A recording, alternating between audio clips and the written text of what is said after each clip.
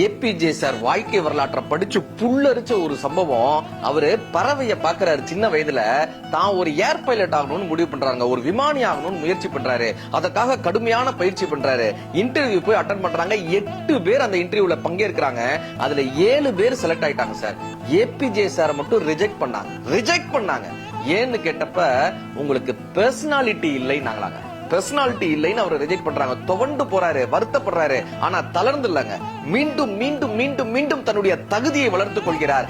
எந்த விமானியாக ஆக முடியாத ஒரு சூழ்நிலை ஏற்பட்டதோ, எந்த விமானிகளால் அவர் நிராகரிக்கப்பட்டாரோ, அத்தனை விமானிகளும் வணக்கம் சொல்லக்கூடிய நிலையில், அத்தனை விமானிகளும் விமானத்தின் மூலமாக வட்டமிட்டு அவருக்கு வணக்கம் சொல்லக்கூடிய நிலையில், இந்திய நாட்டினுடைய முப்படைகளின் தலைவனாக, குடியரசுத் தலைவராக உயர்ந்து நின்று தன்னம்பிக்கையின் அடையாளமாக இருந்தார் ஏபிஜே சார். இயன்ற வரை செய்வது முயற்சி அல்ல, இறுதி வரை செய்வதுதான் முயற்சி.